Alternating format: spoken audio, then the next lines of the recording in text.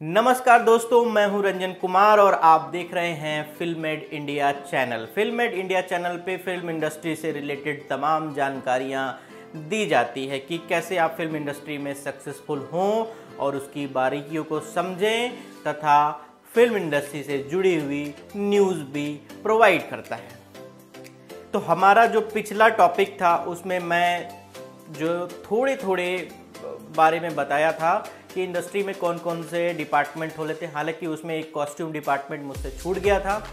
तो कॉस्ट्यूम भी एक बहुत बड़ा डिपार्टमेंट होता है, उसके भी अलग अलग सेगमेंट होते हैं। तो आज मैं शुरुआत करता हूँ थोड़ा सा ब्रीफ बताने का कि फिल्म इंडस्ट्री में सबसे जो स्टार्टिंग में किस चीज़ की नीड होती है। तो आप कहेंगे कि सबसे पहला अगर किसी चीज़ की नीड होती है तो पैसे की है। तो ये बात तो फैक्ट है कि जब तक प्रोड्यूसर नहीं होगा तब तक कुछ भी नहीं बनेगा। जब तक किसी को पैसे नहीं मिलेंगे तब ना वो एक्टर बन सकता है ना डायरेक्टर बनेगा।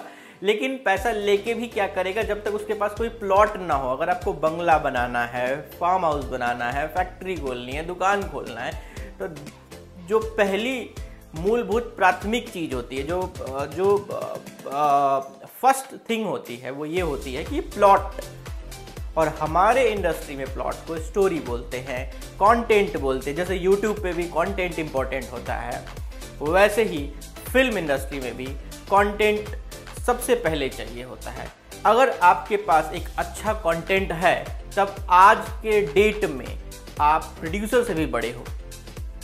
और ये मैं दावा ठोक के कह रहा हूँ और ऑनलाइन मैं सबके सामने ये बोल रहा हूँ कि अगर आपके पास एक अच्छा कंटेंट है तो आप सबसे बड़े हैं। क्योंकि आज के डेट में सबसे ज़्यादा अगर किसी चीज़ की डिमांड है तो वो कंटेंट।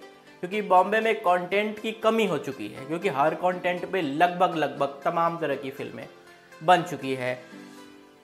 तो आज के डेट में बॉम्बे के प्रोड्यूसर्स, चाहे वो वेब सीरीज़ के हो, चाहे वो टीवी सीरियल के हो, चाहे वो फिल्म इंडस्ट्री के हो, सबको भारत के तमाम क्षेत्रों और भारत के बाहर के भी, जैसे आप एयरलिफ्ट जैसे फिल्म देख सकते हैं, या जो बाहर के बाहर जो भारतीयों से जो बाहर रह रहे हो उनकी कोई घटना हो या कुछ भी हो, इससे रिलेटेड कोई भी कहानी वो खोजते हैं। चाहे वो किसी गांव की कहानी हो जैसे पैडमैन हो, या ऐतिहासिक कहानी हो जैसे केसरी हो।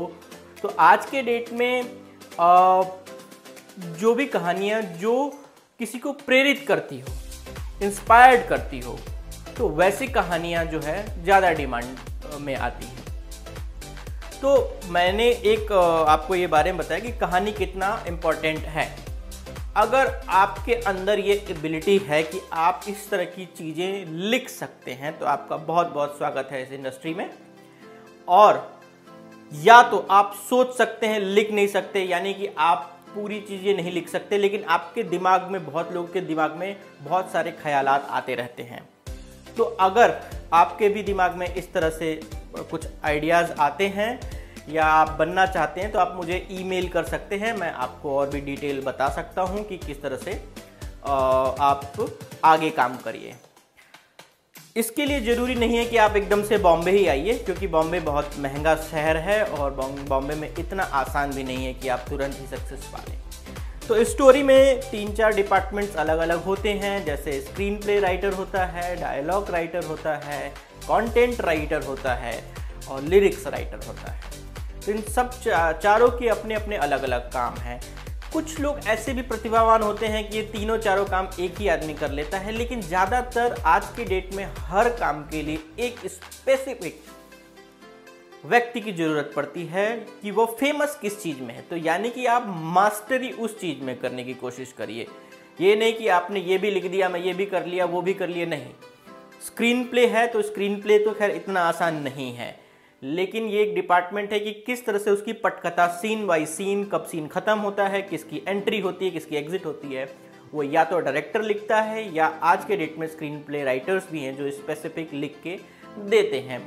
और स्टोरी तो कोई भी हो सकती है, वो एक लाइन की भी हो सकती है, वो बुक भी हो सकती है, वो नॉवेल हो सकता है, वो ग्रंथ हो सकता है, वो कुछ भी। जैसे महाभारत भी एक स्टोरी है, बट उसकी एक film, TV serial, web series के अकॉर्डिंग एक स्क्रीन प्ले लिखना पड़ेगा। अब बात करता हूं मैं आपसे कि इसके बाद लिरिक्स होता है, यानी गाने होते हैं। गाने लिखने के लिए भी अलग अलग चीज़ें होती हैं, क्योंकि आजकल गाने का थोड़ा सा पैटर्न चेंज हो गया है। तो हर समय हर चीज़ का, चाहे वो स्क्रीन प्ले का भी हो या स्टोरी का, वो चेंज होता रहता है। तो आपको ट्रेंड को समझना है, थोड़ा वक्त लगता है इसमें, और उस ट्रेंड को पकड़ते हुए आप उस चीज़ पे जा सकते हैं। आगे के एपिसोड्स में मैं आपको और भी डिटेल में इसके बारे में बताऊंगा। तो आज सिर्फ स्टोरी तक ही सीमित था। मेरे चैनल को ज़्यादा से ज़्यादा लाइक करिए, सब्सक्राइब करिए और शेयर करिए, कि मैं इसी तरह से आप लोगों को बताता जाऊंगा। क्योंकि जब तक जितने ज़्यादा सब्सक्राइबर होंगे, मेरा भी मोटिवेशन उतना बढ़ेगा और मैं उतनी डिटेल में आपको इस सारी चीज़ों के बारे में बताता रहूँगा। Thank you very much.